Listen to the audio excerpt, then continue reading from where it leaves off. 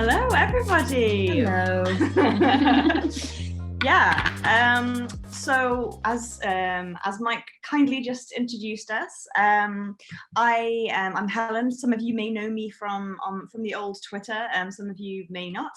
I make experimental instruments and I write about them. I write for Make Magazine, and I've written 8 books now. This is my 9th, this new one. Very good. And the newest one that I'm writing is my first one for adults. Yes. Which is all about DIY music hacking. So finding sound, we're making ridiculous instruments. I've got quite a few that I can show you at some point as well. But also the point of today is to talk about finding sound in our everyday environment. Yes. The noisy things that we can do, and Robyn is my good friend and a music producer as well, so we're going to show you some of the things that you can do with your weird found sound, and then we're going to finish off the workshop with making one of these bad boys. Ta-da! You may have got a slightly eclectic hardware list. It's not your usual list of things that you'd be asked to make a piece of electronics from. But this is an embroidery hoop microphone that uses is basically humble and mighty piezo, and that's suspended by elastic to help the vibrations do some good things. So it's quite an attractive thing. And we're also going to make one of these, which is a pop shield, which helps shield your microphone from horrible sounds. So yeah, we're gonna make a microphone. We're gonna do this. We're gonna make some weird noises, and we're also gonna just basically chat about music tech and chat about sound hacking. Any questions that you have we're going to keep the chat window open. It is like a Dreamcatcher mic. Just never type of it like that. I know. That's new. I know, like someone else. How did we not think of that? I know. I mean, I've not thought about that either. So branding. Yeah. So if you've got any questions or you want any clarification, or my favorite, if you want to share something that you've made or ask for advice on your music tech hacking, please put questions in the chat. If you want to share something, you can also. Okay, so what size plastic lid disc did we need from the parts list? Very engineering question. Just a round piece of plastic. Ours was cut from the top of a yogurt pot. Yeah. It's whatever you've got. I mean, the piezo was 50. Yeah, was 50 mil. As long as it's bigger than the piezo. Yeah. So just has to act as a resonator. Mm-hmm. So it has to be bigger because it has to have more surface area. Yeah. But yeah, you can play around with that stuff. Yeah. I mean, it's just whatever you've got, really. Plastic circle should be between 3 and 5 inches. Yes, that's what I told Sophie when she asked me. But you can also, it doesn't really matter. It's just you can make it bigger if you want. You can more resonance. Yeah, more resonance. How lovely.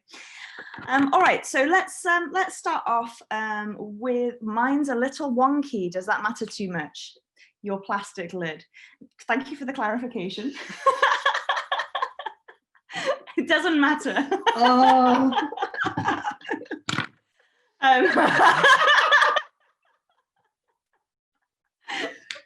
It's a little late for us here in Central European time. So mine was a little bit wonky as well. Yeah. What I did is I just heated it a little bit with a lighter and then straightened it a little bit, and then the tension will hold it in place. Yes. And can it be 3D printed? I mean, depends on the material. Can it be stracciatella yogurt? Yes, it can be. Definitely. Any flavor yogurt is okay. As long as it's not the flimsy like film, that won't work. No foil. No foils. No. It's got to be a. It's got to be a fit like a. It's just. Oh wait, no, the thing's up here, isn't it? Oh yeah. So it's just a bit of a lid, but it doesn't really matter. The point is that you can pretty much. It's quite hacky. This whole thing is quite hacky. So you can use what you've got basically. I've not 3D printed anything. I don't know. I don't know if it would work actually. No, I mean, what I would say though, it needs to be flat. Yes, Barb. If you wanted to broaden your horizons, you could also find an old biscuit tin. use the metal, like aluminium or something of that nature, from a biscuit tin or something like that, that's going to get you some really good results. Yeah, that would be as really well. Nice. It's just, obviously this plastic suits the aesthetic of this mic particularly, but hey, chuck some metal in there and you'll get some great sound. Yeah, what we're looking to capture is the vibration. So anything that vibrates or will happily vibrate is good. So let's start off with the idea of found sound, because I think many people wouldn't necessarily have heard of found sound. So before we go to that, basically, I like to start off with, we can admit somebody. Here we go. I like to start off with a John Cage quote. So John Cage is an experimental musician who is like the godfather of terrible noise sounds. But he's right. He's famous for a bunch of different compositions. But he was also an electronics experimenter and an instrument creator. And a nice quote that came from him is that there is no noise, there is only sound. So the thing that I really like about John Cage's work and about this kind of concept in general is that we have these preconceived notions of what music is, of what noise is, what is a pleasant and unpleasant sound. But the reality is that all music is made up, and all instruments are inventions. And throughout human history, we've been making noises, from rhythmic noises to like vocalizations to creating instruments. Like, I went to the Berlin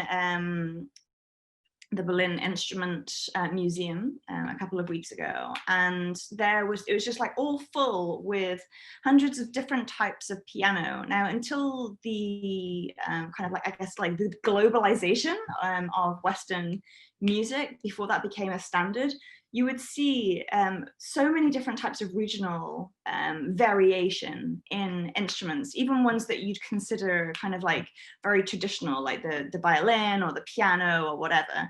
Now, the point is, until 1955, I think it was, I can't remember the exact year, but it was like around the 1950s, there was no such thing as a global A, right? So 440 hertz wasn't an A until a group of dudes in Paris decided that 440 hertz was an A at that time. So music and musical systems, there's nothing like this. It's not like physics, right? It's basically pretty much made up.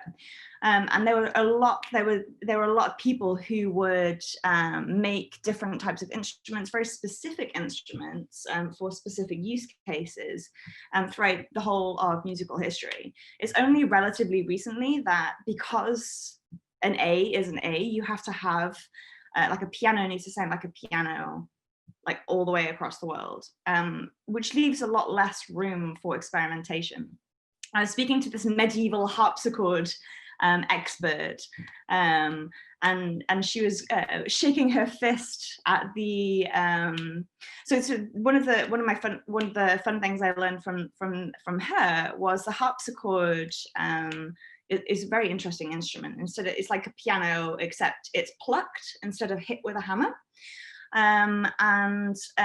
The harpsichord fell out of fashion for a political reason. Not for any kind of musical reason. It was associated with the upper classes of France at a time when it was kind of more de rigueur to behead the monarchy than it was to play the instruments that were in their favor. So the harpsichord was something that fell out of fashion just because of political reasons. But I think there was like a thinning of the range of musical instruments last century. But one of the reasons why music technology is so exciting to me and other music hackers like me and musicians who are moving into music hacking is that now, with the microcontroller, movement. Let's say wood movement is overused, but let's say it here. Let's go wild. It's a movement. Yeah. Okay. So what with the whole like microcontrollers and accessible electronics, there has been a massive rebirth in these exciting new technologies and exciting new instruments that come out of these technologies. So I think at the moment there is a rebirth of like the diversity of music hacking, which makes today a very exciting time to be somebody who's experimenting with music. And I think if there is time at the end, I will go over some of my favorite microcontrollers for music if people are interested in that, because I've used basically all sorts of different microcontrollers to make music with. And each of them has their pros and cons, but I'd be very, very happy to talk about my favorite microcontrollers for music. But before, but I digress. So that's why I just wanted to talk about, have a little excited moment there, talking about how much I am excited about the current moment in music tech and music hacking. And one of the things that's really nice is that technology has become simple enough for people who aren't technologists to be able to use it. So Robyn's a great example. So Robyn has been working with me the whole summer, and I've been teaching her about different types of technology, but Robyn's background is in music production. But it's not like you don't have to like be able to use assembly now in order, or like be amazing at C++ in order to make something that's beautiful and moving and musical. And I don't think that journey, I mean, you know, Robyn's now writing code in C++, but like that journey wouldn't have been as easy or as possible even 5 years ago. No way. And our community has become more and more and more open, and we're sharing more and more of these things. So like, it's honestly a very exciting moment to be part of. But we're not going to talk about microcontrollers today, or we're not going to focus on the microcontrollers today, but what we're going to do, like a super low tech, super fun entry-level introduction to found sound, which is the idea that you can go out and you listen, and you can find little snippets of sound all around you. Do you want to talk about found sound a little bit? Yeah, sure. So thanks for that, Helen. I got pumped as well listening to you. It was great. Found sound, in essence, has just become this collective name for I'm Robyn. My name's Robyn Hales, Robyn with a Y. So I'm a music producer. I produce music under several different aliases, one which is White Rabbit Frequency. If you're a happy-go-lucky person, it's probably not the right music for you. And you'll see with some of the examples we show you, there's a bit of a dark twist. But what we want to show you is how... Yeah! But what we want to show you is how transformational sound noise can be. And found sound enthusiasts are basically a bunch of people like Helen and myself who will go out into the world or even stay at home. We can use our phones, we can use these small little Zoom recorders if you want to get a little bit more techie in your sound recording. And we listen out for appealing or maybe even not so appealing sounds. So it could be the sound of birds chirping in the trees. It could be the rustling of leaves, which when you pause for a second could also be a massive group of people clapping, an audience clapping. So sometimes we'll also see that there are sounds that are synonymous with other sounds. And we can get a little bit clever with that, as you know, Foley artistry really plays on quite a lot. You know, a lot of the sounds that you hear in films and telly, you know, when people are maybe punching somebody or walking upstairs, very rarely is that the actual sound that you're hearing. It's just a sound that you've been programmed to hear by Foley artists over the years. But back to finding sound itself. So, you know, what found sound enthusiasts have really started to promote is finding these sounds and then essentially loading them into some form of software, a DAW, a DAW, as I will refer to it. It's a digital audio workstation, like Ableton Lite or GarageBand, for example. And then they will manipulate those sounds to be a key component in a musical track or a soundtrack or whatever the purpose of that sound experiment is. So that's just the basics behind what found sound is and why people do it. So there's 3 tools that we'd use for found sound. There's one which is just like as Robyn said, there would be like a recorder of some kind. I've got one of these low-end Zoom recorders. It's an audio recorder, which is a little bit better than your phone, but you can also find some really fun things just with your phone. So that's straight up recording the sound. But then there's 2 other things that you can use as well. One of which, got them over here. Oh yeah, okay, thanks. There you go. Can you pass me the piezos as well, in the little bag? No problem. There you go. So there's 2 things. There's one that you can use to work with vibrations. You can't really see that because of my rubbish recorder, but I mean, this is brightness down on it. 1 second, love. There we are. Oh yeah. Okay, so here we go. This is a piezo. This is an unsoldered piezo disc. If you get a it's a very, very common and very, very cheap electronics component. And what this does is it picks up or emits vibrations. And this is what we're going to be using as the basis for our microphone. But you can also use this to pick up some really interesting sounds around. So let's get one with a lead on it. Ooh, that's probably more useful. So you get them pre-soldered, and I would always recommend you get pre-soldered piezos, just because, I mean, I'm a very experienced solderer and I still crack piezo discs like there's no tomorrow. So if you does, yeah, they're so fragile. They're very fragile. So this is a little one. There's like a medium-sized one, or we're using a giant one for our microphone today. But any of them will work, really. Like, I mean, So David says, how does the size of piezo impact things? It doesn't matter if they're smaller. Like, it's just going to work fine. This one would work fine as well. Just a bigger one. I think it's just it's when it translates into your gain staging. So basically, when the sound goes into a preamp or an amp, you might have to, with a smaller one, up your gain staging. So how much signal is actually going into your amp, you see, and then you alter the volume itself. Yeah. I mean, to be honest, like, these are cheap little components. You are not going to get like a high-end beautiful microphone sound. It's not going to be like one of these bad boys.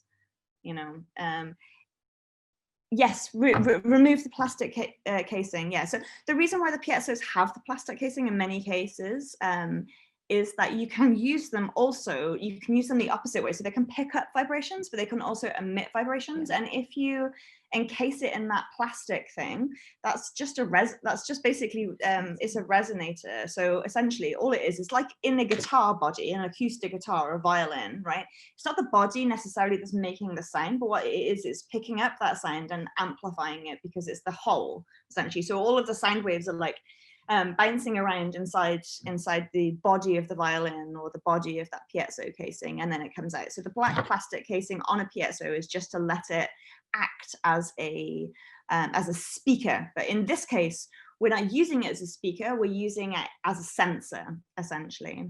If you do need to solder a bare piezo, any tips on not cracking them? Yeah, absolutely. I would never apply, so do the outside one. This outside one is fine, like that, you're not going to mess it up. So basically it's just like SMD soldering, in that you need to make a little pillow of solder first. You just the point of your soldering iron should be on the crystal bit of the piezo for the briefest time possible. So any excess time on the crystal bit will crack it. I mean, sometimes if you crack your piezo, it's still usable, so it's not the end of the world. But I mean, and also, but always my advice is literally just a needle tip. I would always use a, yeah, it is visually obvious when it's cracked. Yeah. And sometimes it's just like a little, no, never, no, don't scrape the top layer with the knife. Never. No, definitely don't scrape the top layer with the knife. What you do is you just like, you drop a blob, and I'll do this later. I will actually do a down facing camera, and I'll solder up one of these so that you can see the way that I do it. I think there's enough questions about this that people will be interested to see that. So I will do a little live soldering demo later, but I would say use a needle tip. So the least amount of contact with your soldering iron that your soldering iron has with your piezo, the better. So make it nice and hot. I would use flux as well, but it's not necessary. I would say I wouldn't necessarily use a lead-free solder. I do try and use lead-free solder these days. Just because it's healthier. But for something as delicate as a piezo, I would break out my normal leaded solder, to be honest, because it's just too fragile otherwise. But the point of this all is that just buy the ones with the leads on it. Do yourself a favor. Do yourself a favor. Buy the ones with the leads already on it, right? You know, it doesn't cost. A couple of cents maximum is is how much extra it costs.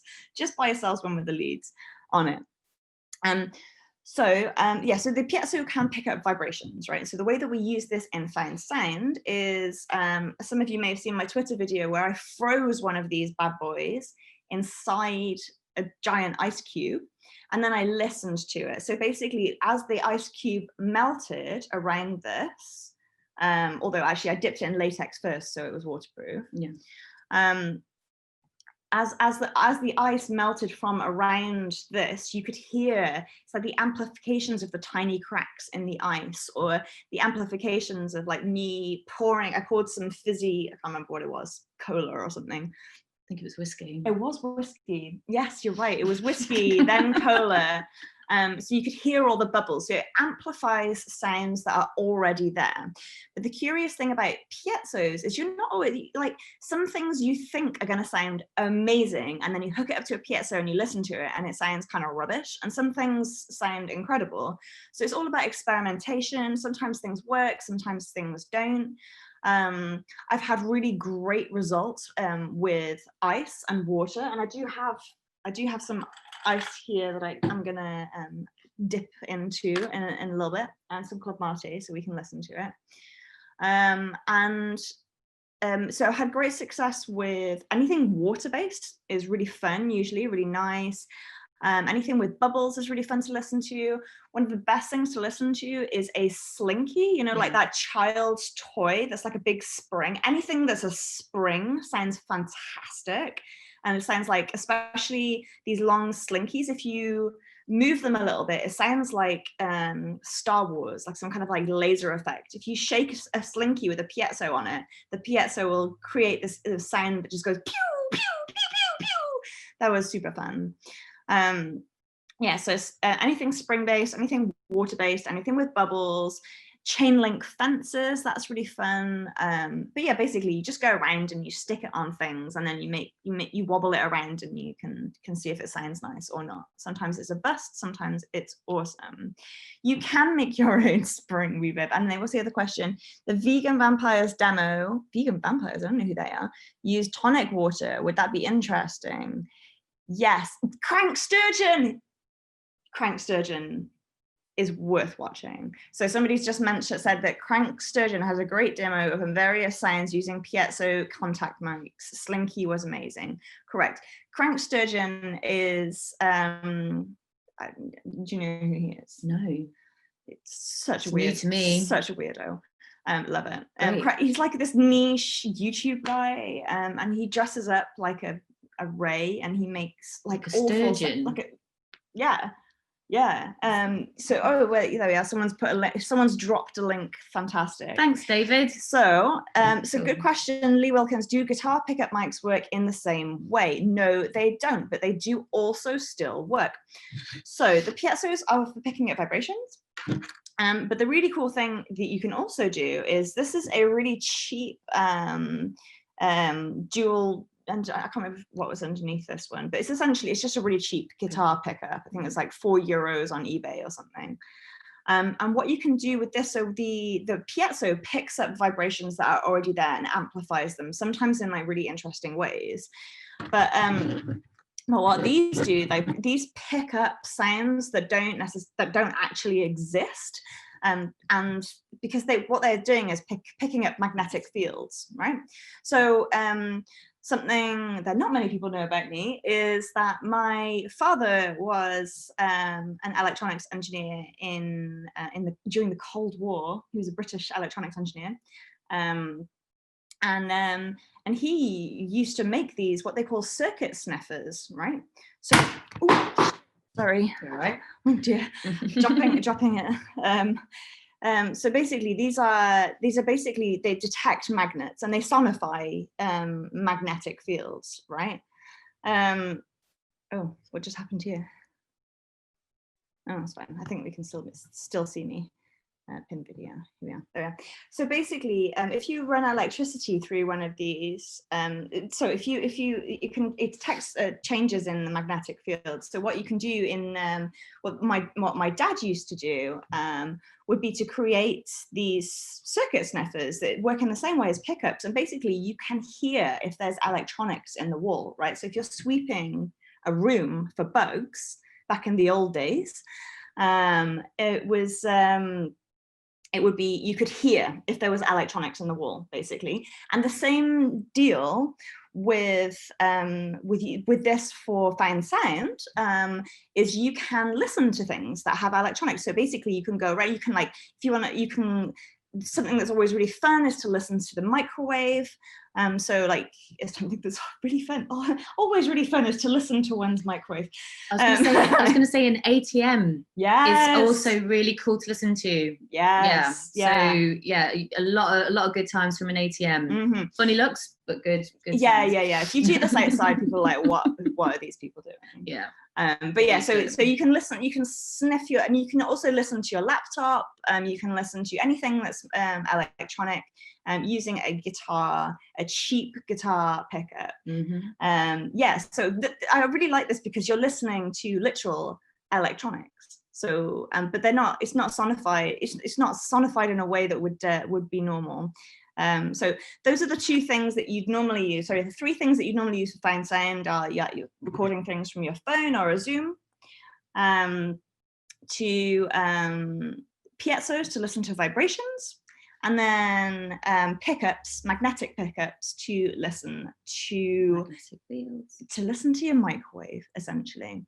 So those are the three major things that people do with fine sound. And then what you do with that sound, after you've gone and found it, is then you put all of these different sounds, all of the cool vibrations, the like weird microwave noises, ATM noises, or like the rustling of leaves, or whatever you find that's interesting on the street, and you put them all together, and you can make a really interesting, very exciting kind of like soundscape, or you can use it in your music making, or you could just make nice little beats. Could you use it with an electromagnet to modulate the sound it's picking up? Yeah, I mean, it would create interference, so yeah, it would modulate it. Yeah. And someone says, I love the resistor tattoo. Thank you. It's brand new. I have not shown this to the internet yet. So yeah, it's my resistor tattoo. Exclusive, Hackaday exclusive. My first and only tattoo. So yeah, shall we? Okay, we've been talking for I am part of the resistance. We've been talking for 37 minutes. I think a good thing now is, does everybody have a piezo? And did everybody we all have a piezo. Has anybody, did we all have, a way of amplifying that. So I've got a guitar amp. But I also did send, like, if you don't have guitar amp, there's like really small guitar amps that I sent. But you can also like just make a preamp kit if that's your. Is it safe to use your real mixer? Any tips for getting them out of the plastic without breaking them? Your amp doesn't function. Wow. Oh no. Okay, that's fine. So on the mixer question, the signal that is going into your mixer is not going to be insanely strong, but what I would suggest is just making sure that what gain staging you can do on your mixer, so keeping everything turned down and then modulating the signal from 0 upwards is going to be your best bet, rather than blasting it first. Yeah. All right. And then, yeah, you answered the amp question. I did, indeed. So I have about 20 minutes set aside now for people to go. So this is one of the piezos I've got. This one is designed for a pickup. So this does have a plastic casing, but it's not for resonating. I have USB sound cards. No, it needs to be, unfortunately, no, it's not a sound card situation. You need an amplifier in order to turn the signal from your piezo into an actual sound. But it's okay if you don't have a working piezo. What you can still do is the point of the next 20 minutes was to really go on like a sound scavenger hunt, to go and find things in your house or around your desk that have a different noise. If you have your piezo that you can use, that you can plug into your amp, that's great. If you don't, you can just go around with your phone and find some interesting sounds. The point is just that we're going to show you how to chop those sounds up. This is only like a mini activity. Yeah. The big mic make is coming after this, but we just really wanted to get you to go and actually find some sounds for a few minutes, and we'll set up some sounds so that you can hear some as well. So for example, like this is just one of these, but in a plastic casing with some sticky stuff on it. I can stick this on a balloon, and which I can then play with a piece of string. We'll show that. I'm going to put one that's covered in latex inside a glass with ice, and which we can then listen to as well. Just on the scavenger hunt thing, Helen, I was just going to say to everybody, some places in your house that are going to be your friends, if you wanted to have a fiddle around, would be the bathroom is great. So porcelain surfaces and things like that. I've got a really great amplification. Your kitchen, if you've got any appliances, your kitchen's actually a naturally very noisy place. It really, really is. So if you've got a blender, for example, we could slow that down into a drum beat. Your toaster, microwave, not just for picking up the waves, but actually the sound it makes. Your kettle. So lots of things like that as well. If you wanted to kind of explore the orchestra that's hidden in your flat or in your house. Yeah. Listen to your coffee right now. So if you haven't, yeah, that's great. If you haven't pre-soldered, because there's so many different piezos that you can get online, but if you haven't pre-soldered your piezo, hang on, where's this +1 to David's question? Are we supposed to? Does piezo polarity matter? No, it doesn't. The piezo polarity does not matter. What you can do, this is the problem with having an online workshop. I can't see what everybody has in front of them, so I can't give you individual advice on what you're showing. But basically, I imagine that most people will have one of these pre-soldered piezos, and the other thing that most people will have is either one of these or one of these. There are two different types of jacks that you can get for audio. So essentially on this wrong camera, on this, this is the input jack, and basically there's two little holes and you would solder one end of your piezo to one of these holes and the other one to the other one. It doesn't matter, the polarity doesn't matter. So that would be just one of those, and then what you do is you'd put your cable in this and connect it to your amp. And the other thing you might have is one of these, a jack. But what you do then is you would unscrew this bad boy. And oh, here's one I messed up earlier. But here we have this again has two places to connect your wire in, and that would just be the same thing.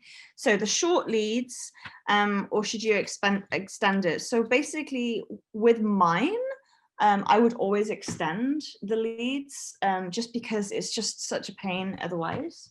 But it depends, like some people will get the ones that, I don't have one right here, but like there are a bunch, actually this one will do. So there are a couple, oh thanks. There are quite a few different kind of pre-made versions, particularly if you look at like the cigar box guitar community. You can buy a piezo already soldered to one of these bad boys, so you don't have to do any of that work. It's a little bit more expensive. It's like $4 or $5 maybe, but depends what you're doing with it. With this mic, I have extended the leads here. You'll see I've extended the leads, and then I've got them going all the way down, longer. Hold that. There you go. Yeah, with one of these. Yeah. So there's just the two wires to solder up there. And then you can see on the inside, let's just do the beauty blogger trick. There we go. So there's two leads on the inside. You've got one soldered up to one, and then the other one soldered up to the other there. And then that just goes directly into my amplifier. And we can do this if anybody is having problems with the soldering. I can talk you through that as well. But what we'll do now is, for those of us, should we do some demos of things that we can find while people are going around and trying to find some noises? Demos in, as in like get yeah, like dunk my let's piezo do it. in there. Yeah. Let's listen to some stuff, eh? Let me get a balloon. So are we sending people off now? Yeah. Well, we'll be hanging around. We'll be hanging around, but like maybe for the next 15-20 minutes, we're just gonna prepare some nice sounds for you all. If you've got any, so you're just listening and filling in online. That's what I imagine quite a few people were here to do, is just to listen to us chat. And make things if they want. That's fine. If you are just here to listen and you haven't got your supplies, especially if you don't, if you're not like, let me just sit back down. What am I doing?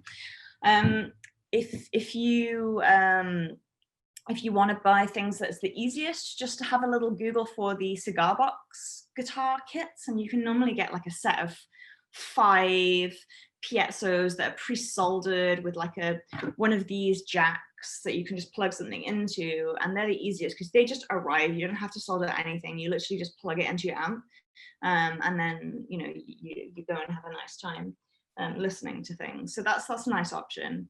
One thing I would say is that when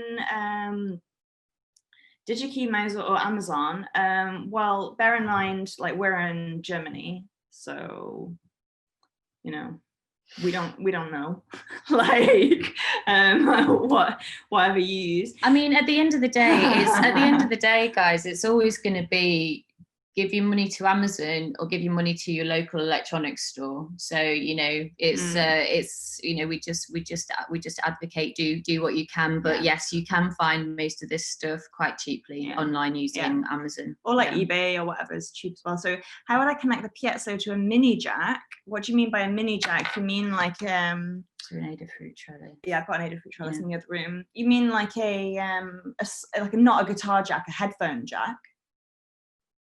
Is that what you mean? Yeah, okay. It works exactly the same. This is literally just because I've plugged it into my guitar jack. you can the same, you can get these for anybody, for the normal size ones as well. As to how to connect it into an Adafruit trellis, I have one. Hand on my heart, I haven't used it yet, so I cannot help you with that. But in terms of the wiring to a different size jack, it doesn't matter. It's literally just the size of the jack. All right. Oh, another good thing to be. I'll get the other one. So I'm going to go and get some bits and bobs together that we can listen to. I'll just continue chatting around. What stereo? Oh yeah, I just stereo. You can get stereo jacks as well, but I'm just using mono. Yeah, guys, so we're going to, whilst you're going off and finding your sounds, we're going to start like hooking up some of these things as well. So we're going to try and play some things to you, you know, at the same time, just for those of you who are just listening in. Yeah. Provide a little bit of entertainment. Yeah, why not? Okay, let's get some cables. Yeah.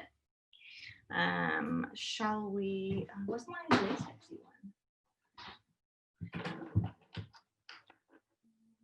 Just gonna put this on mute. Yeah, that's fine. We can let them listen to that.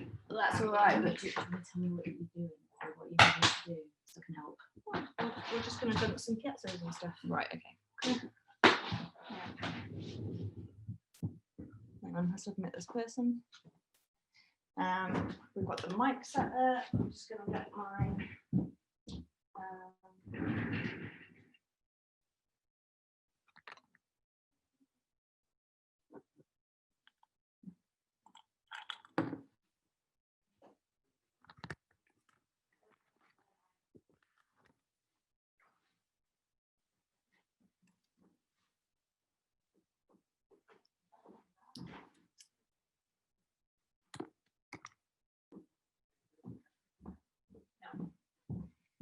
All right, we've got some sellotape. That's a really fun one to do.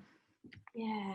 I think I'll go with the ice one, because that was, I think when we did it last time, the ice was much better than the sellotape. Yeah, you can make a really interesting throat mic with all of these. Oh, hi, Sebastian. Someone just came by to say hello, and they soldered onto my arm a EMF camp all those years ago. That was a long time. That was a long time ago. So this is a nice one to listen to. It's this sellotape. It's kind of nice vibrations. Let's turn on this amplifier and see how we get here. Let's turn the gain right down first. Huh? Yeah. All right. So the amplifier is on. You got that stack? The stack jack.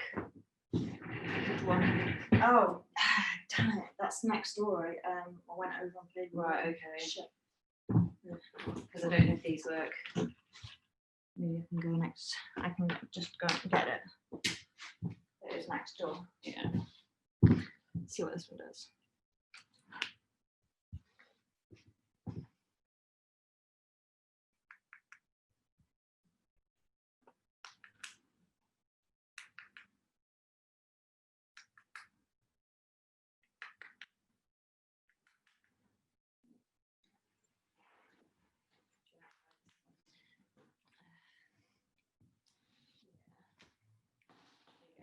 Thank you.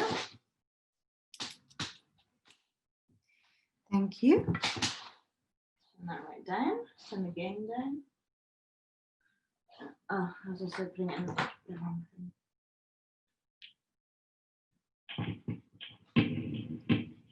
There we go. Just gonna get down it.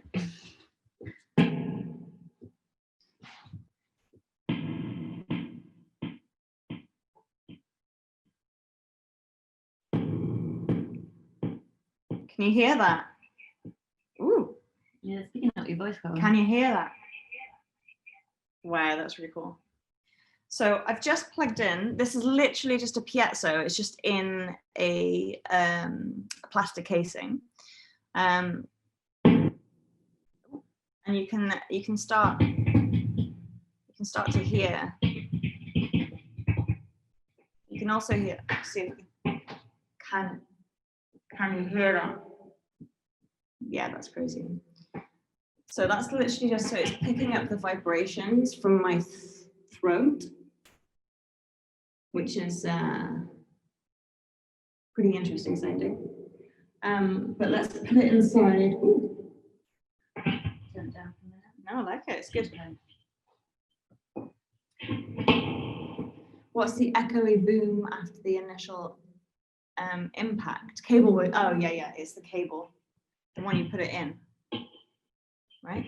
Oh, you mean the impact when you're touching the piezo? Yeah. Oh, it's just the reverb effect that we've got on. Yeah. Yeah. Oh, the whoosh. Yeah, the reverb. So I'm using a guitar. This is dry. This is dry. You can hear that.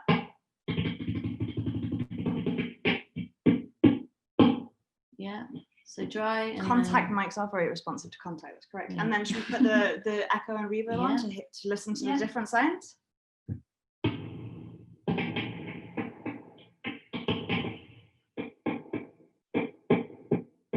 And I'm just lightly tapping it there with my finger. I wonder if this is waterproof. It's probably not. We can put it inside a balloon. So that's actually a really good thing. So when you're working with a piezo with any kind of water, you obviously don't want to put the electronics thing straight in the water, which is probably not the world's most revelatory thing to say. But the way that you can get around that is, so I dipped mine in liquid latex, which works really nicely, or you can just put it inside a balloon or a condom, and those work really well as well. So you'll often see piezos in water that have been coated in a condom, which is then gaffer taped round and round to make it waterproof. So you can do all sorts of interesting things with those. All right, so we have a working one of you. All very nice. I am gonna attach it. A bit loud. Can you all hear that, by the way? Like, can you hear? Yeah, you can hear that. Is it painfully loud? No. All right, good. Ooh. So let's listen to, why is it so impossible to open sellotape? Let's listen to a bit of sellotape. I wish I had a balloon. I don't have a balloon.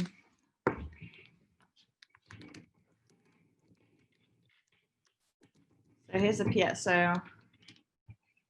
Yes, exactly, Bonnie. So the sound is going through my guitar amp, which is down here.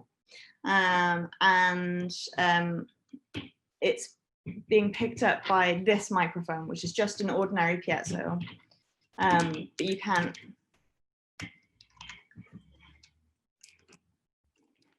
attach this to a table. It's difficult to demonstrate this and get the right noise as well. I'm just going to put this on the table. Huh? Attach to the wall. Oh yeah, it's a good idea. You can attach it to the wall. Attach it to my guitar. Ooh, ooh. There you go. There you go.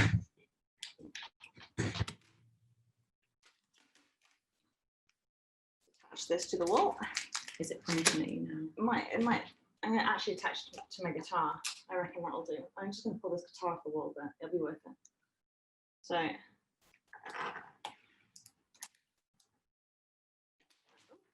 Well, that's just not working.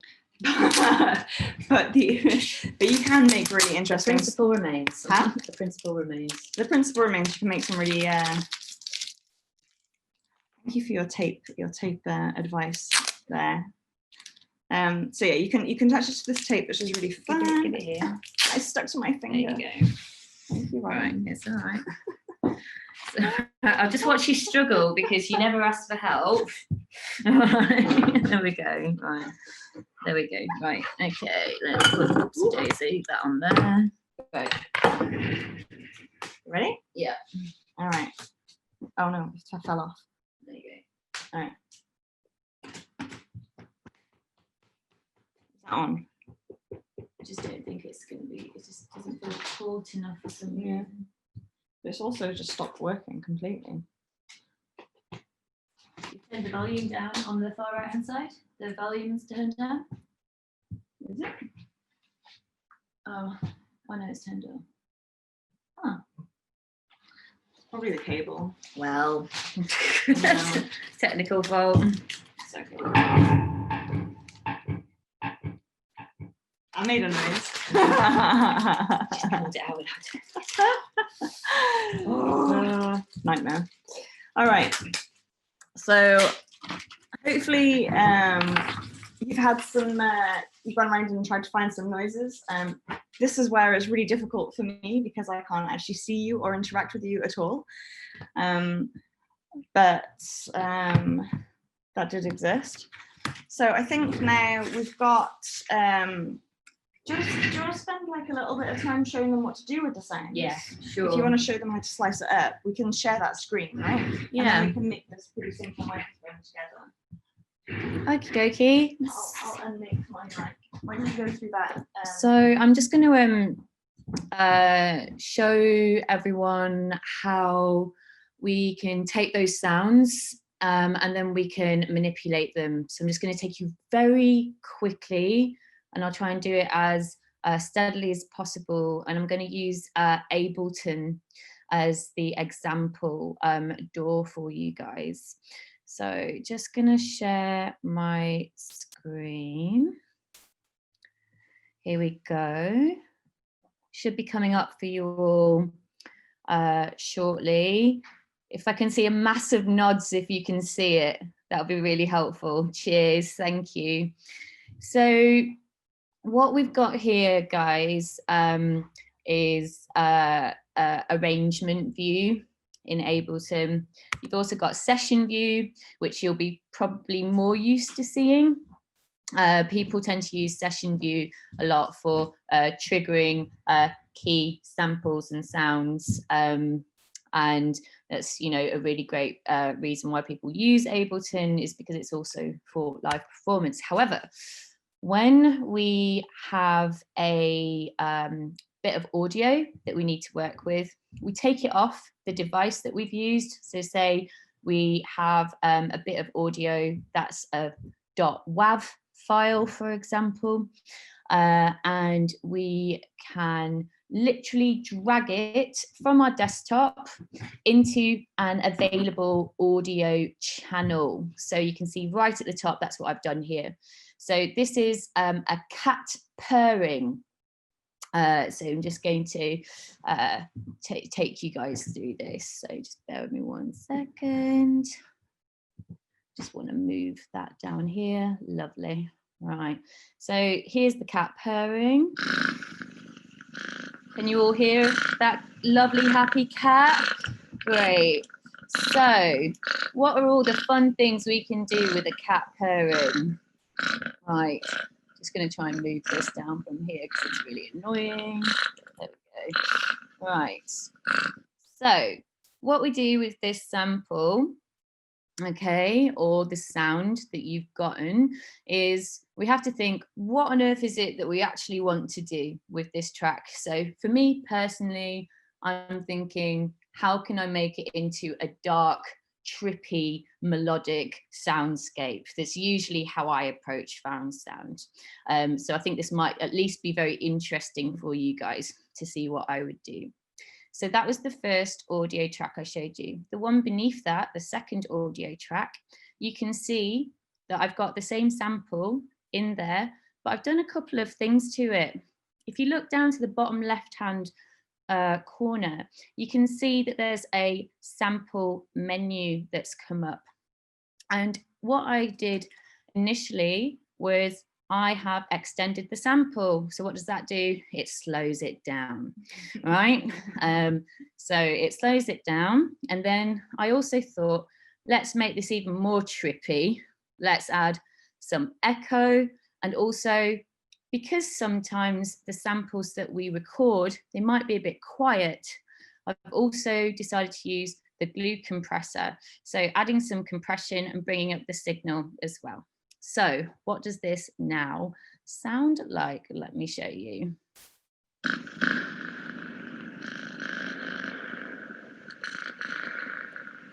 So let's do some live modulation, shall we?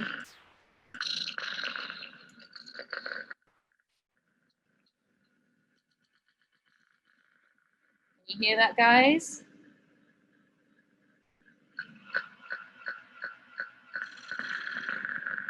So you can see how we can then hear so many more sounds in this original sound. It's so complex. I love slowing down sound. And as Helen was talking about before, when we can tap into other dimensions of sound, like different fields, we really start to see the complexities of how sound is actually made. And just by slowing down sound, we can actually really kind of create this universe, and it really, you can get sucked into 3 to 5 hour sessions just building amazing soundscapes and what have you. So this is how we kind of muck about with the cat's purr. And then the last thing I want to show you as well, which is a really cool thing that you can do with Ableton, and you can use Ableton Lite as well, which is free. I don't think you can save your work, but it's a really, really great tool for you to use to just start like mucking about, and maybe worth an investment. But GarageBand is free, and you can do similar types of effect modulation in that. The next little bit I wanted to show you is just down here. Basically, I'm actually going to just quickly go back to session view. And just onto track 4 here. Now, track 4 isn't an audio track, it's a MIDI track.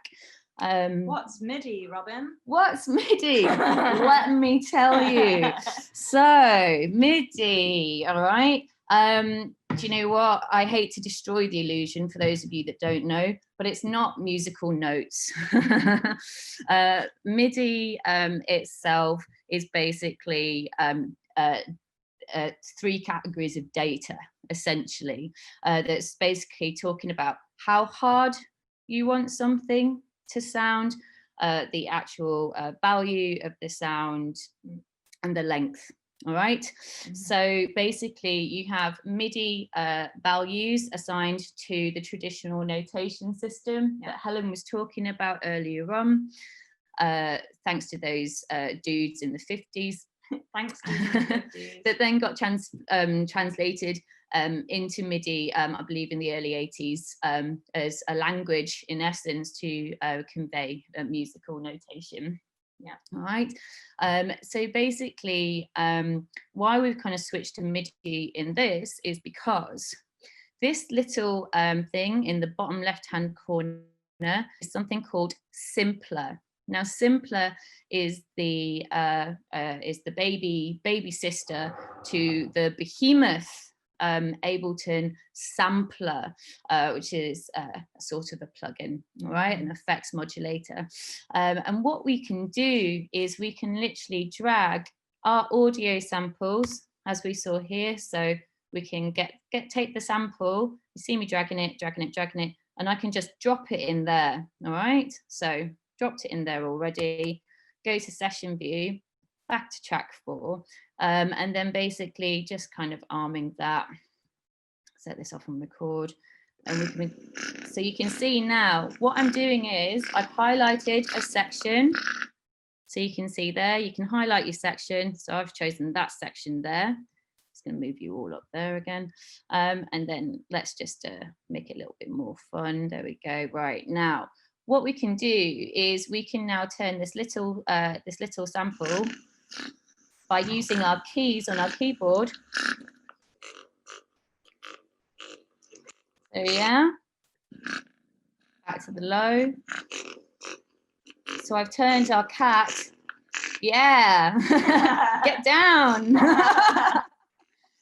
So you can see how we can basically take this one sound and we've now created a synthesizer of that sound. Okay, you using things like Simpler and Sampler, you can basically create your very own found sound synthesizer, and it's really cool, and it's something really accessible, really easy, to be able to get that creativity with your hacking abilities. And that's what Helen had kind of or very much, should I say, touched upon at the beginning, and that is, you know, finding that additional focus onto creativity once we do the cool stuff, on how we can actually create a beautiful product of musicality as well. And that's what I really love about all of the skills that I've been learning with Helen over the past few months.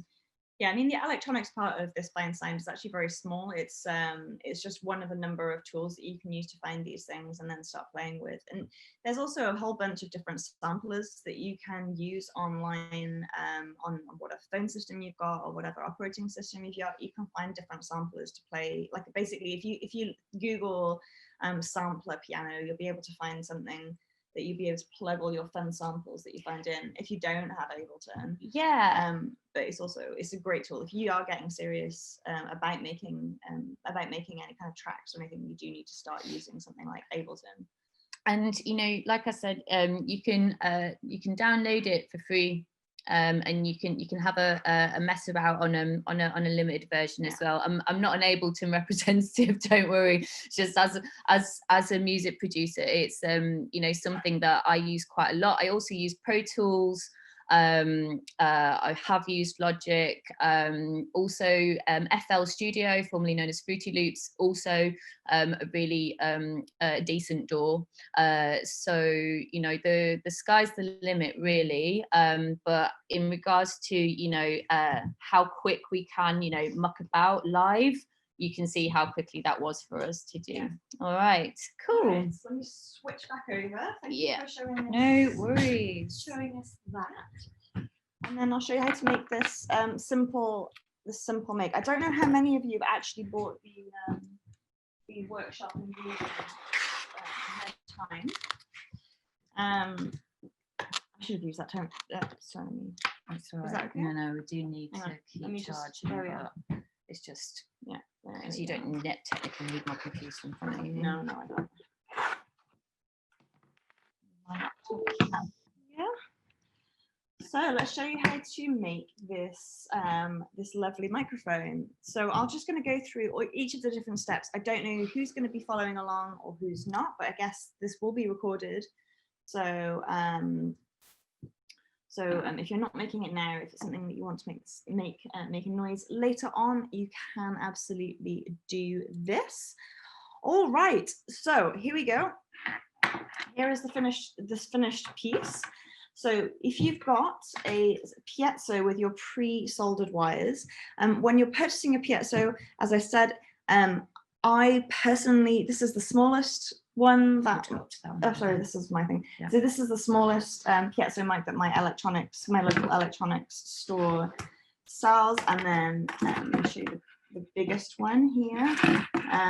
This one's a 50 millimeter one. Again, they both came with pre-soldered leads, which is what I would recommend. If you're not a soldering person, if you don't have a soldering iron, just go online and purchase a pre-soldered kit. If you just search for cigar box guitar, then you'll be able to do that.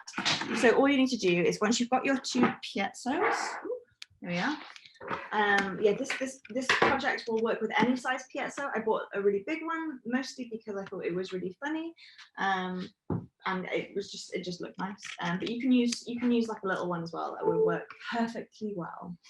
So what you need to do is, if you don't, hang on, let me just open it, Sophie, there we are. So if you don't already have your own piezo pre-soldered, what you're going to need to do is get 2 leads of wire, so 2 bits of electronics wire, and strip the ends of each of those leads. You then need to tin the ends of those leads of wire, and then apply each of them, starting on the outside one and then going on to the inside one, to your piezo. Do this extremely carefully and by multiples, because they can and do break, as I said earlier.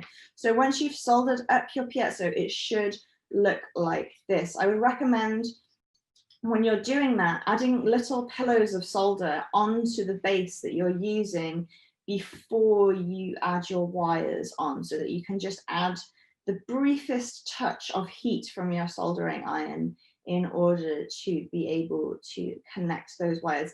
And these are quite fragile as well, these kind of connections. So once they are soldered on, I would always recommend adding some strain relief, which I will come on to.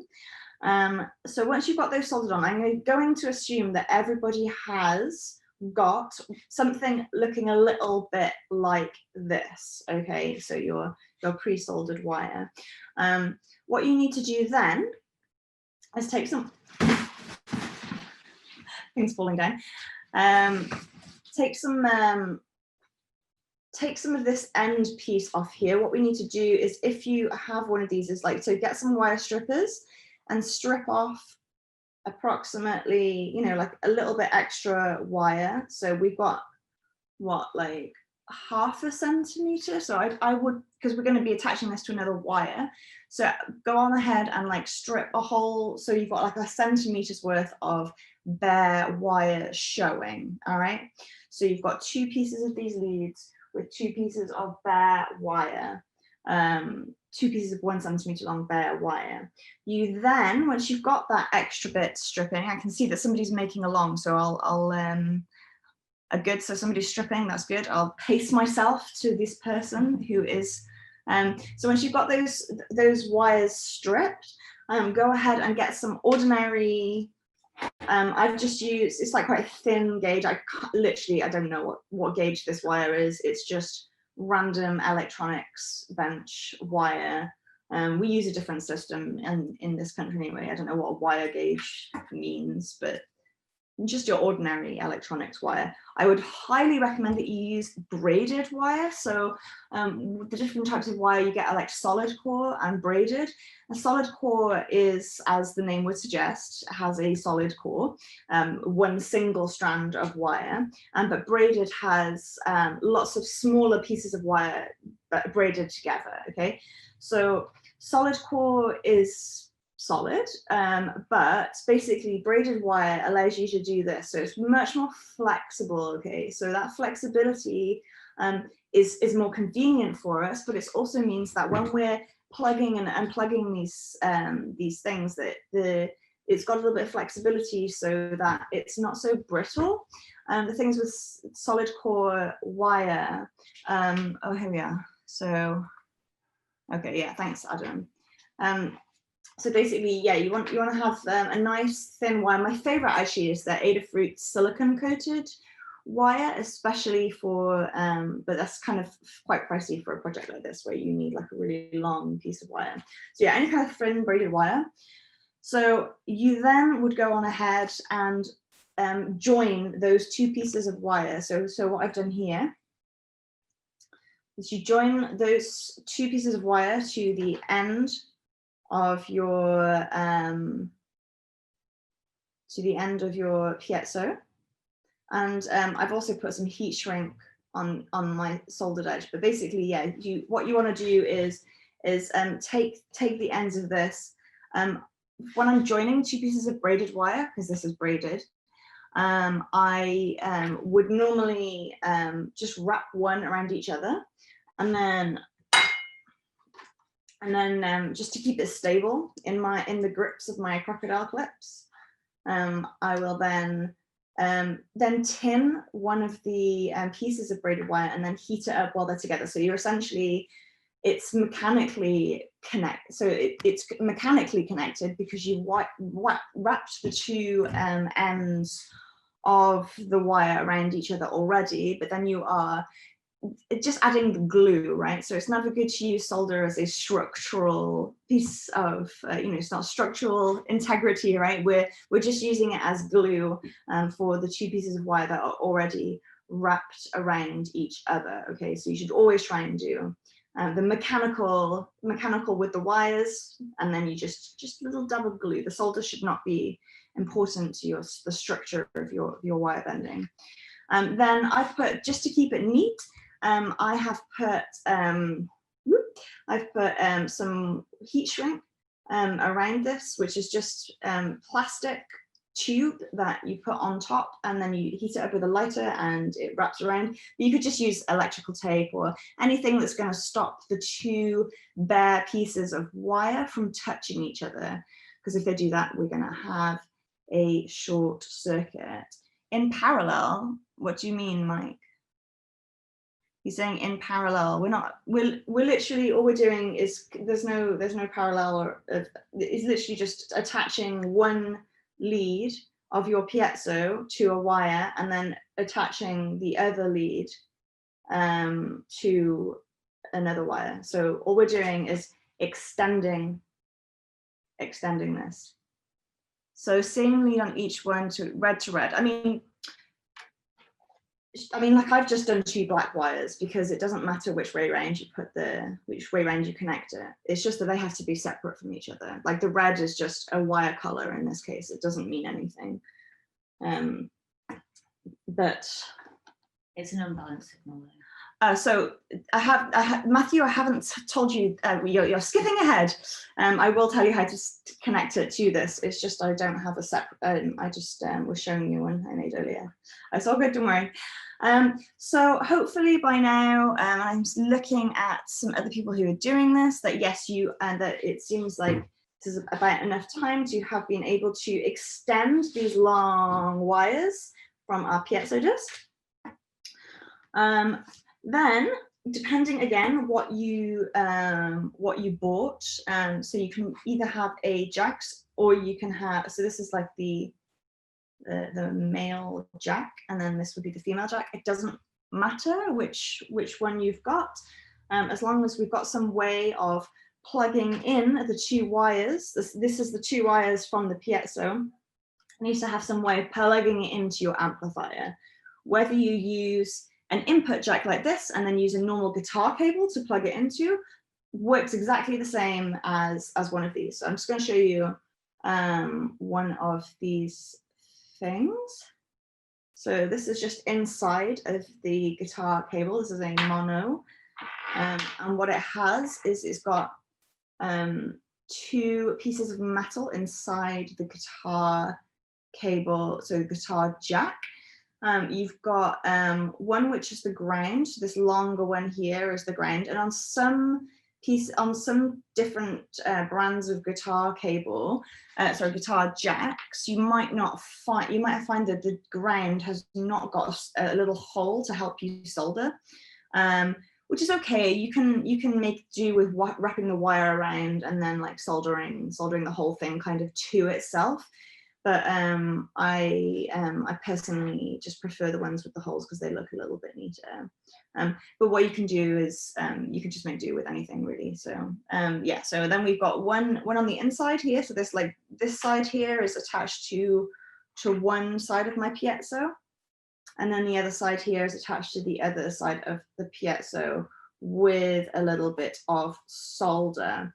And if you have got one of these jacks, it's a similar story in that it has 2 little lugs with holes on them, and then you connect one side of the piezo to one of these holes and the other side of the piezo to another one of these holes. All right, so a couple of questions.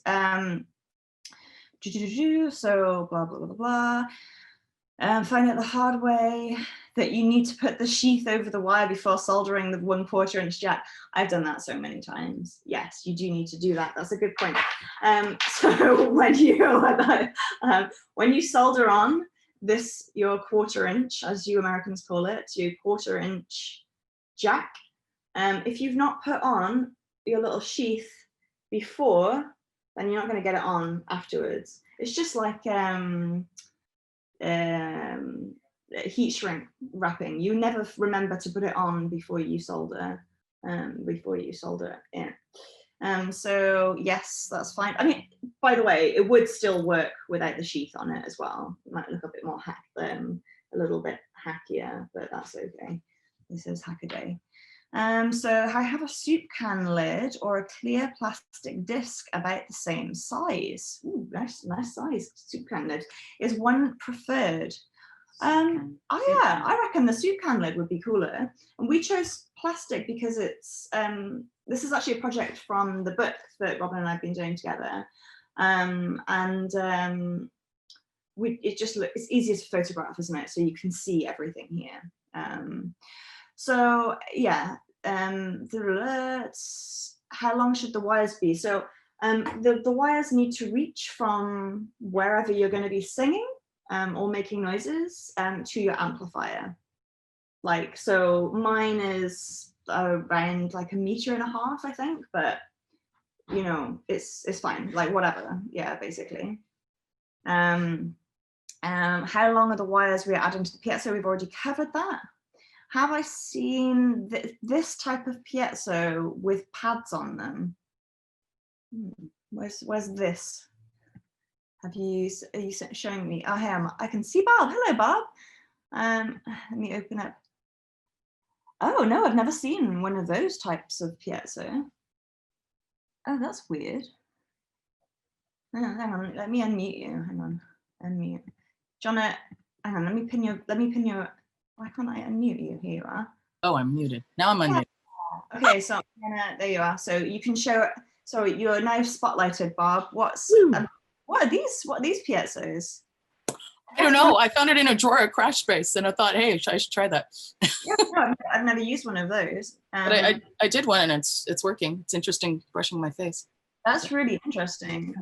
So I'm guessing I can't see. I'm guessing the crystal surface must be not complete underneath one of the sides.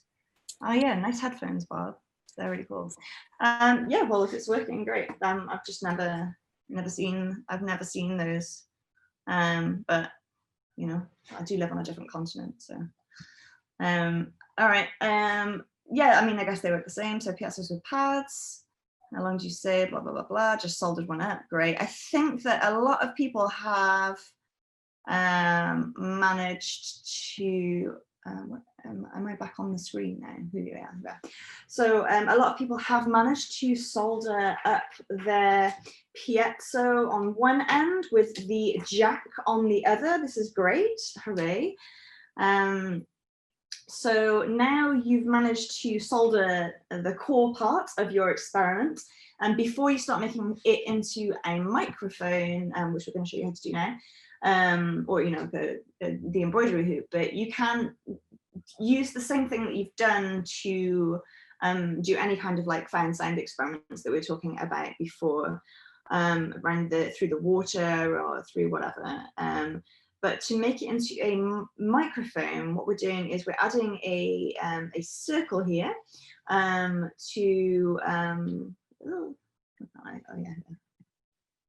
So we're adding a circle here, which we're then going to suspend within an embroidery hoop, which is going to then act as a resonator. So it's going to pick up the sounds from our voice a little bit more. And also it's just going to look really cool. It looks like one of those like old 1940s radio microphones, I think. So the thing that I've done here is, so we've taken this yogurt pot lid or tin can or lid or whatever it is that you've got, and you need to prepare the plastic disc or whatever disc it is that you've got. So I just use a scalpel to, to cut off the raised edges of a yogurt pot lid, but you can use anything. You can scavenge as long as the plastic isn't too flimsy. Tin would probably work really well as well. But whatever you're using is you need to place your piezo in the center of your disc and then use a pen, without sticking it down, just use a pen to mark a couple of holes for strain relief. So this is what I've done here, and this is a great tip just generally if you're doing anything with electronics that is quite flimsy, like this is. As I say, like it's quite difficult, like it's really easy to like for these soldering joints to come off. So what I've done is I have marked, before I've drilled it now, but I've marked 3 spots to provide mechanical strain relief, so that when my wire is moving around, or like the microphone is moving around, any of that friction, any of that movement is being stopped at these points, right? So by the time it gets to here, it's super stable, right? So that's like that mechanical strain relief. And what I did here is like when it was on, so you basically you place your disc, your piezo on your disc, then you mark 2 holes is fine. I just did 3, I can't remember why, but I did. And then when you've marked those, take the piezo back off again, and then just, because this is quite a thin plastic, I can't remember, I used just a drill to do this because it was on my workbench anyway, but you can also just like bash through it with a skewer, or you know, like a knife or whatever you've got. Like it's a piece of plastic, you can make a hole in it without professional equipment. But yeah, so that's actually a very important step, is to make sure that your plastic or tin disc has at least one method of mechanical strain relief. So once you have, you also, what's important there is to remove any rough edges, especially if you're using, metal. Obviously, metal edges plus the soft little plastic coating on your wire, they're gonna have a pretty bad time together. So just make sure that any holes that you make in your resonator circle is nice and smoothed out, so that you don't cut your wires on them or cause a, you know, like a terrible short circuit or something. So yeah, once you've got your holes marked, just drill them out. And I guess, do you know what? We should have threaded it through before we soldered this on. Oh well. So that was, we'll put that in the show notes, because obviously we're going to need to thread it through. Well, anyway, sorry about that. Yeah, so you can either not bother with the mechanical holes, or actually you could just poke them through and like sellotape it on the other side if you've already done this, if you've already done all your soldering, or you can just like resolder your jack once you've threaded your wires through. So yeah, basically when you've got your holes, you thread your wires through, add this back on, and then you've got yourself, oh yeah, and this, I should say also, you need to stick your piezo, so it's threaded through, you need to stick your piezo onto your plastic lid, okay? And the way that you do that is I'm just using a piece, just like one piece of sticky tape, like sellotape, I think a fat piece. The important thing is it's stuck down on this side, right? So the face of your piezo, which is where the wires are, the face of your piezo needs to be in contact with your resonator disc, okay? You'll still get a sound the other way around, but just won't be good. Like, yeah, so you need to stick it down, face down on your disc, nice and secure there. Yeah, so there's that bit there, soldering, there we go. I mean, I don't think there's much more to explain about how to stick a piezo onto a piece of plastic, just as long as, yeah, it's the side that you've soldered, right?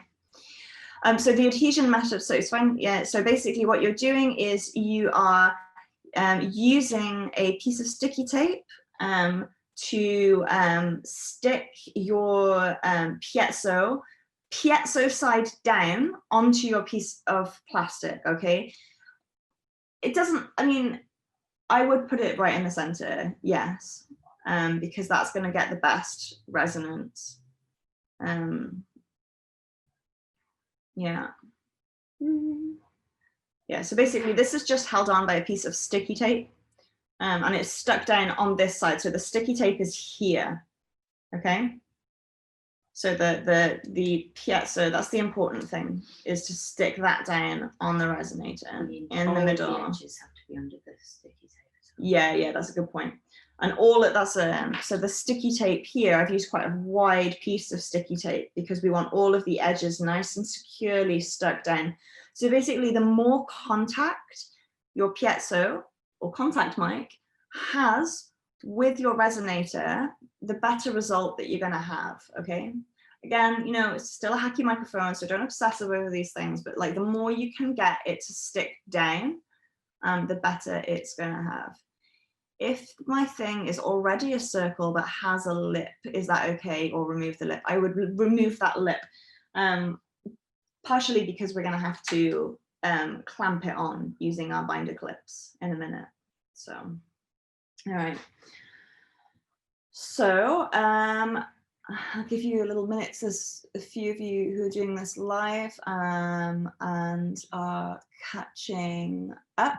But I think quite a few of you have managed to get to the soldering and sticking phase, which is great. Do you have any questions so far, or are we all on board with this? Attach this to a piece of thing, add some mechanical relief, and then attach the other end to the to your jack. Yeah, is this the right side? Hang on, let me try and find your where are you? Here you are. I found you. Hang on 1 second. Let me open you up. Hello. That looks right. So how is that stuck down onto? I'm going to unmute you. It's double-sided tape. Is it? Am I seeing through something? No. So that's the wrong side that it's stuck onto. So the double-sided tape. So basically, your piezo, this like the white, the bit with the wire on it, that should be connected to your resonator, so face down. So the more face, so basically is this is the wrong side essentially. So this is where the tape is, and then this side, so basically is the opposite to what you've done. So if you just flip it upside down. I'm excited to hear your tin lid though. And I'll, what just happened? You just magic squares. I did a magic square, right? Magic squares. Okay. All right. So Sean said, so which white bit is face down to the plastic? Yes. And then Charlene, I'm going to scroll through and find you. Let's have a look. Let's have a look. Yes, that looks perfect. Very nice. And that's, so you stuck it down. Hello. So you stuck it down on that side. Perfect. That's exactly correct. So you get an A+. That's amazing. Can I have a look at the other side again? Look at that. That's looking so great. I know. And you've got it already. And the sheets on. Wow. And you've got the sheets on. Wow. Look at this. Nice. Okay. That's perfect. Well done. Good job, everybody. Good job. Well done. All right. So, so it looks like we're ready then to move on to the next step. Woo. So we have, this is actually the most difficult bit. It's just tying elastic correctly. Let me just, so what we're doing with this, let me just get this out of the way.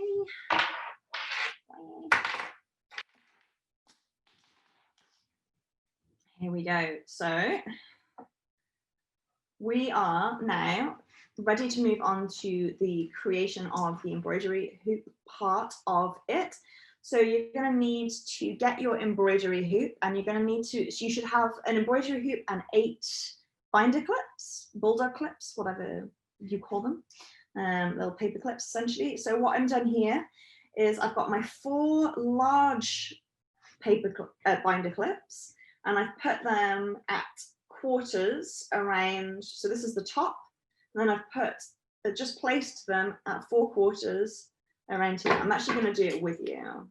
10 to 2. Yeah. 20 past 7. 20 to 2 and 20 past 7, Yeah. exactly. Yeah, so 4/4.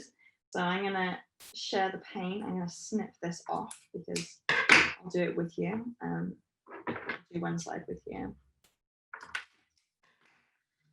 So you should have then, once you've clipped on your 4 binder clips, you should then have, we're then going to then attach the 4 mini binder clips using elastic. And the 4 mini binder clips are what are going to clip on to our, is going to hold our piezo in place, but it's going to be held in place in between this. So what we do is you're going to take your elastic. I've got some elastic cord. You could also use elastic bands or whatever. Ooh, let me just snip this off. Good. There's quite a lot of people who seem to have been making it work. That's really awesome. I'm really happy that it's working for so many of you. That's really, really cool. So what we're going to do, this is just some elastic cord. You can use whatever elastic you've got. Just snip off a little bit. So I've got, what's this, like 20 centimeters. We're going to be adjusting this. So don't imagine that you're going to, so this will take a little while to get right. So what you do is you're going to take your elastic and you're going to thread it through one bit of your binder clip, right? Like this. So ignore that, here we are. So basically it's gone through the end of the binder clip, a little bit of elastic here. And then what I'm going to do is take my mini binder clip and I'm going to, I'll just stand up so you can actually see me do it. I'm going to thread it through the arm of the little binder clip. So it's like they're both on the same piece of elastic, right? So you've got the big binder clip, which has got the elastic looped through it. And then you've got the little binder clip, which is also looped through. And then what I'm just going to do is just tie a knot in the elastic, okay? So you've got this essentially just a loop, a loose loop of the one going through the arm of the big binder clip and then going through the arm of the little binder clip. All right. Then what you're going to do is take another piece of elastic. Take another piece of elastic, and I'm not being precious about the tying of the knot, because the thing is that you're going to have to tie and retie this several times in order to be able to get the correct thing. So then you're going to take, so this is looped on here, hooray. I should have worn a light color top so you could see everything. And then we're going to do the same for the next side. So we're going to loop this next binder ring arm over. So basically the next one over, same again. And then we're going to use that. We're going to loop it onto the same loop of the mini binder clip. Okay, so I'm just going to tie that up and then I'll show you what I've done. So you should now have, a fairly deformed looking 2 loops. Here we are. So this little mini binder clip is attached to this one and then to this one. So there's like a little elastic cord bridge. And you want to do the same thing. We'll tighten it up in a minute, but that's basically one done. You want to do the same thing all the way around. Okay, so here we have, here's one I prepared earlier. Here is exactly the same thing. So the 2 big binder clips are holding in suspension a mini binder clip.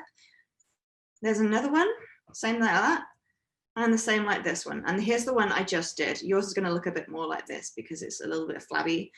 So what we're going to need to do is make sure, so once it's all attached, you can just spend some time tautening your elastic, right? So I'm like, okay, well, this is too taut, so I'm just going to have to snip.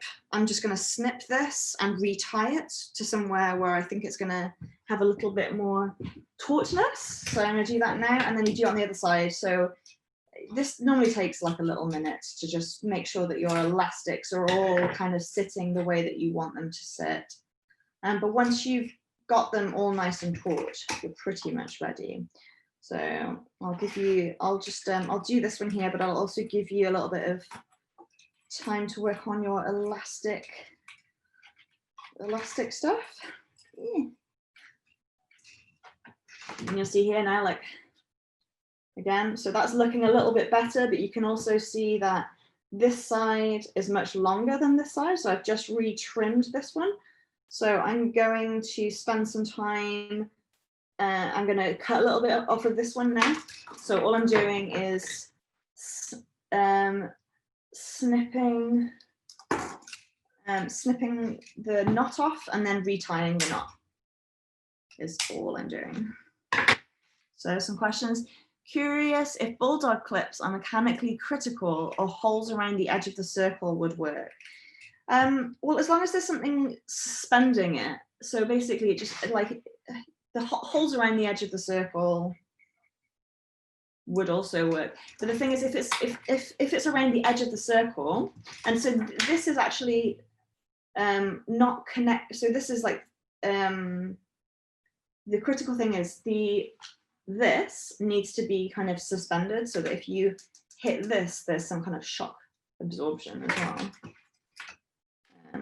But yeah, actually the original version of this, we were doing it with one of those loom circles, which, you know, works fine as well. But like, I just think this one looks cooler. It kind of reminds me of the 1940s radio mic. So Stronger as well. The whole thing is stronger. Yeah, they are. And you're only going through one arm of each clip. Yeah. Ooh. Yeah. So one arm. So each clip only goes through one arm, but that one arm on each clip will be attached to. Will have two pieces of elastic, right? So the big bulldog clips will each have two pieces of elastic on each side. I'll show you what it looks like in a minute. Going to two different small clips. And then each small clip similarly will go.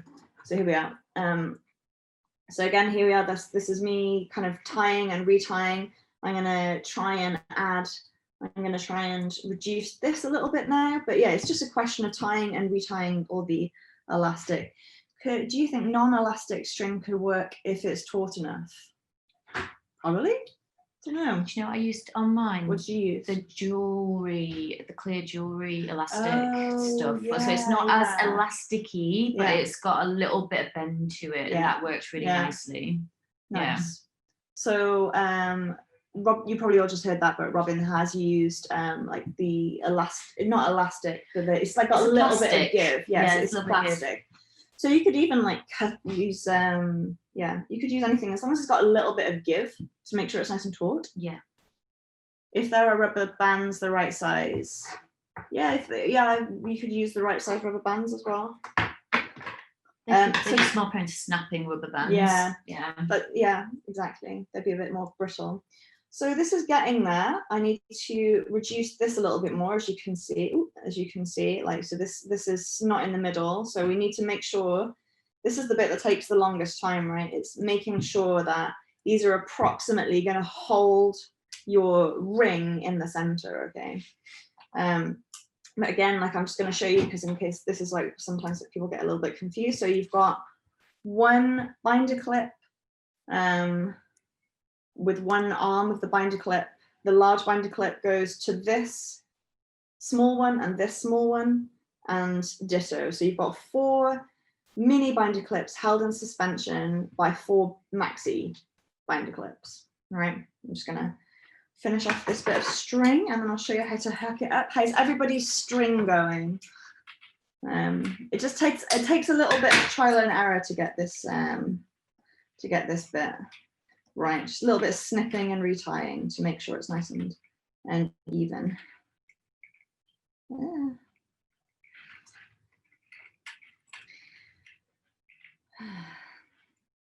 I've got a Miley Cyrus song in my head.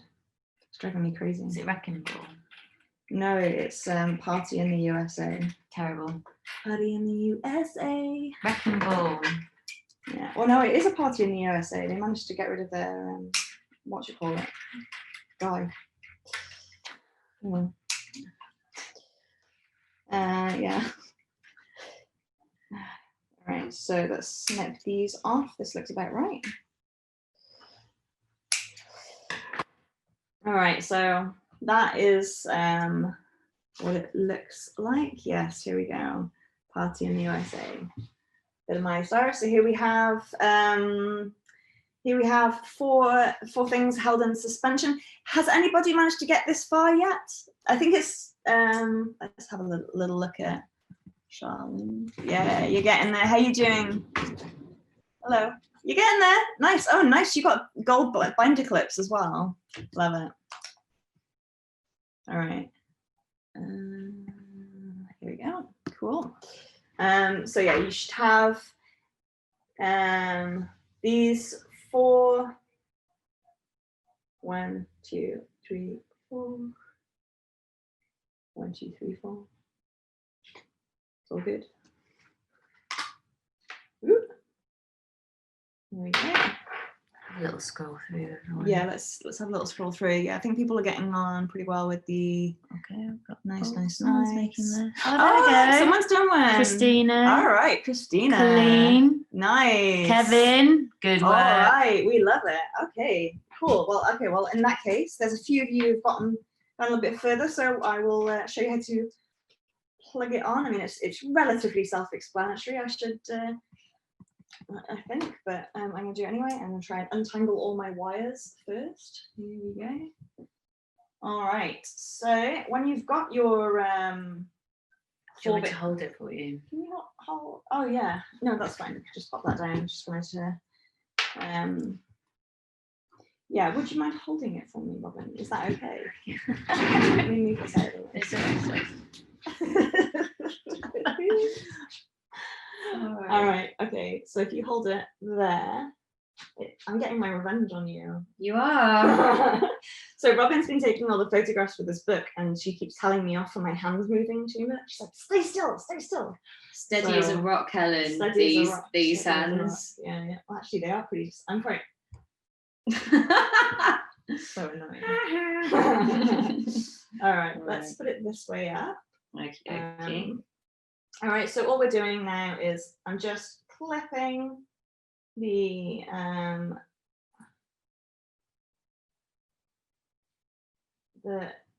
piezo disc onto each side. Here we go. And so it's now suspended in the middle here. Close-ups of the dinky ones. Yeah, there we go. You can see that. Can you show us the inner clips close up? Yeah. So you want to see the inner clips of the different, hang on, I'm going to unmute you. You could just ask me what you want. Oh, maybe I can't unmute you. There you are. That works. Yeah. So, okay. Yep. I see. Cool. Yeah, no worries. Clippage. Hey. Yeah, nice clips, nice clips. Yeah, so I mean, once you've got this far, it's, you know, you've done it. Like, that's it. You just clip it on and then you plug it in. I guess should we plug it in and give it a go? Yeah. Seeing as we've only got 10 minutes left, so.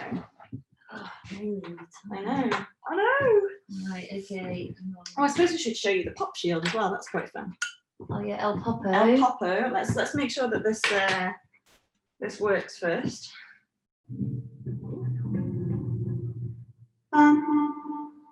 You all know that?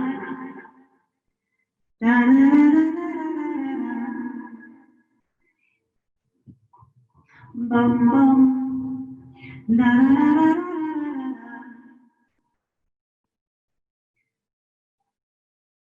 So, Robyn, do you want to walk through? What? So, endless entertainment, everyone.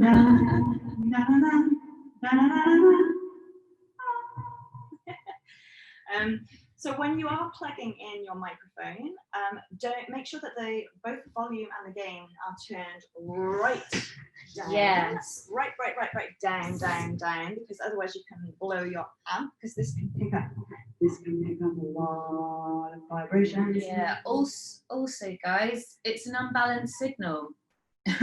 What's an unbalanced signal, Robyn? Basic. Sorry, stop it. Basically, you don't have your 3 different points all neatly being wired with their aligned like polarity. So basically, you've got a lot of signal going in and it's not balanced. So basically, start your gain off really, really low and your volume, or else you are going to waste your monitors or your speakers or what have you. And even if they're really cheap, it's just not worth it. And also, it's really crap to listen to on the ears. Yeah. All right, cool. So that's the make. We've got a couple of minutes left. So if you've got any questions about this, please slam them in. But we're also going to spend a couple of seconds talking to you about this. This is the, it's a very quick make, and it's an accompanying make to this. Let me just put this down. I'm just going to turn that down. Just turn it down. It's going to just Bom, pop. bom. It's pretty loud though, huh? It's a pretty cool little microphone. It sounds quite nice, actually. I really like it. I actually, this is no joke. I've actually done some vocal recording on a couple of tracks using this microphone. Really? Yeah, it's, to be honest with you, people pay a lot of money to do lo-fi recordings, and this has a really beautiful lo-fi result. And if you do use a little bit of echo and a little bit of reverb, it's just beautiful. And you can also use it to actually pick up sounds from instruments, not just your voice. And it also does really, really cool pickups for those as well. And it's good for at-home recording. It is. It's a great little microphone. I was very happy when it worked. I'm going to spend a couple of seconds talking about this. This is the accompanying pop shield. So all this is another embroidery hoop that I have unscrewed. And then on the inside, I just put the toe of a pair of tights onto it, and then just tied a little knot at either end. You can't really see that because it's so dark, but essentially it's just some tights tied over a piece of the inside ring of an embroidery hoop, then you put it back in. And what a pop shield does is it stops all the sibilants. So like when you speak into or sing into a microphone, some of the sounds that you say create like a pop effect, like the P is a really good one. So P, and it'll make this horrible sound. And this will kind of stop it. I should have got you to explain that, because like your knowledge of this is much more than mine. So let's ask the actual audio producer. But you nailed it. That's my do you know what? That's my amateur knowledge of what a pop shield is. At the end of the day, you know, it helps you, especially with microphones like this, and with condenser microphones, especially like this one here. This is a condenser microphone, all right? With its own pop shield. With a pop shield. So condenser microphones come with pop shields. Why? It's because we use condenser microphones to pick up lower signals, all right? So good work, everyone. Wow, I'm seeing lots of people waving their microphones at me. This is really awesome. I'm going to show you Charlene. Let me take you to Charlene. Charlene, here we are. Oh, beautiful. Oh, wow, it's so nice. I love the yellow flash in the middle. Does it work? Does it work? I'm gonna unmute him. I didn't buy batteries for this guy, so no. it has a DC in, which is an iPhone, and I have one of those, but it doesn't turn on. So yeah, I've never used them with it. Have you got the type that has got a little handy belt clip on it? If you look at the back of your amp, it's got a little belt clip. These little amplifiers are, you see them everywhere in sound hacking circles, because they are the cheapest, naffest little portable amplifiers you can get, and I just those little Marshall I ones. love but those ones are like €12. Oh, the Marshall, yeah. No, these ones are like 12. They're so great, and I love the belt clip. They're so hilarious. Yeah. Absolutely love it. Good job. I think there's quite a few people who've made them. I'm gonna skip on to, thanks for showing. Oh, look, we are Flor with your beautiful Zoom background, very atmospheric. Yeah, you win. Yeah. I like it. And you've tied it up with a piece of ribbon as well. Nice. That looks great. Is it working? Yeah, it's actually old stocking that I cut up into strips. Nice. I didn't really have any rubber bands. I'm going to test it out. Yeah. Live. Yeah, David, yours will require quite a lot. It will require quite a decent amount of Oh. You need to just increase the. Yeah. I know. I feel like we're putting you on the spot here. So mine's not using that much amplification just because I'm putting it through my proper Marshall guitar amp, like it's a proper guitar amp. So it's down quite low, but with the cheaper amps, you're going to need, it's essentially taking some very small electric signals and turning them into sound. So you are going to need to whack up that sound. I think having, gain staging it. Before you're up in the volume. Yeah. If you can. But that's great. Did you manage to make it made a noise, right, Flo? Yeah, it's working, but it's just very loud. There's a lot of feedback, so I don't know how to control that. You have to play with the gain settings before you play with the volume.